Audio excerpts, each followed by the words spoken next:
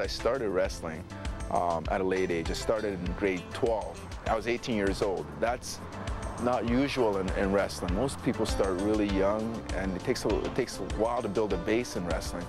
So now I'm just starting to get the idea of what I'm doing. Before, it was mostly talent, athletic ability.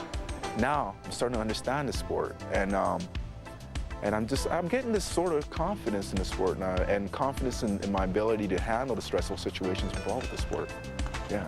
In wrestling, when you have control of your own destiny in wrestling, you know, if you prepare well and you pay attention to the little details and you stay disciplined to the tasks necessary to succeed, most of the times you'll get a result, and you usually get a positive result. And if you don't get a positive result from it, you just have to make a few minor changes and you'll get it a little bit later on. So it's the thing that holds, the big thing in wrestling is that you can put yourself in and apply certain principles, and you usually see an answer, like almost, if not quickly, then shortly after that.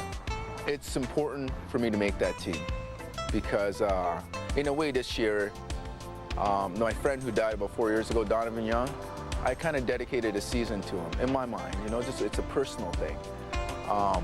So it's important for me to make the team because I feel from the whole experience I got last year of traveling internationally and competing like major international tournaments once every 2 weeks, I gained a lot of experience, I gained a lot of confidence, and I have a lot of belief in my ability to handle myself internationally, to compete and win.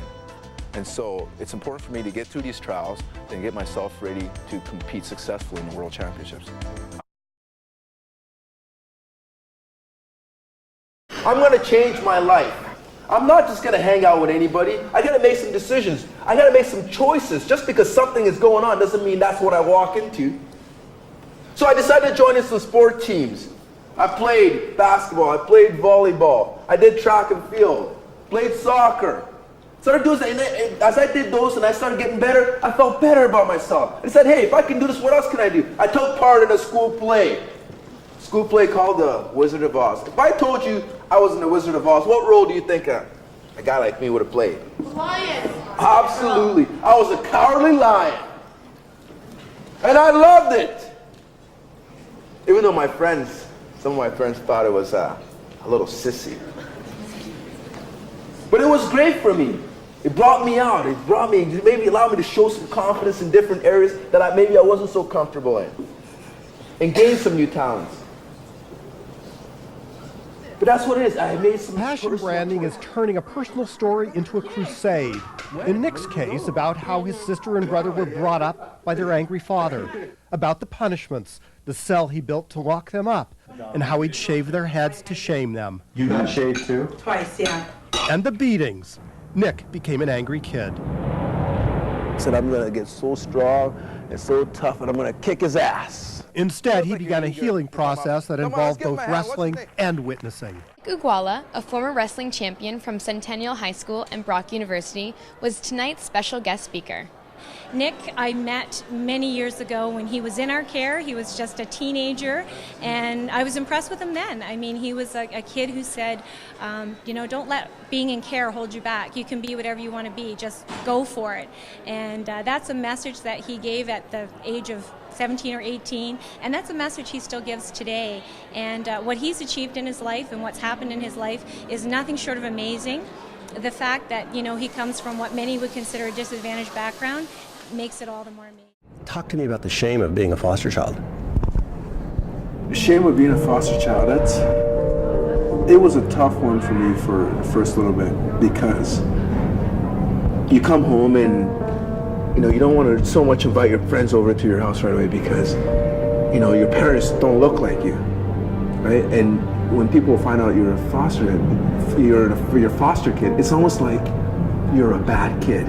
You're almost branded as a kid maybe who caused problems in order to get himself in that situation. That's the way I perceived the whole thing, and that's why I kept it. It's like almost I wanted to keep it secret. I didn't want to let people know about it. I remember even the first time I did they did a first story on me in the newspaper. I was in my second year of university, and they wanted to document some of my successes in wrestling. And when they started getting that particular topic, I remember how it's almost scared I felt about talking about it, because I figured, hey, I've achieved a success. Now everyone's gonna feel sorry for me, right? And you didn't want that. I didn't want that. I always thought of it that way, is that this would be something that would cheapen my success. Then now, as I grew up, I started realizing that's who I am as I grew up. Well, why not just let it go? Why dig at it now and use it as a focus? You know, that's to me, I find that something that can really empower people. When I was in university, I used to really be involved with Children's Aid Society of Niagara. You keep doing these things. What is it in you that makes you want to do that, or forces you to do that? I want everybody to know that there is no limitations to their success. Okay, I hear you going into sort of your rap. I need you to go deeper than that. I mean, it's why do it at all? Why not just get on with your life? What makes you get up here and be auctioned off? And I guess I feel a need to help people. I feel a need to help others understand themselves. I guess if you really ask me that question, it's like there's a strong need in me to help other people.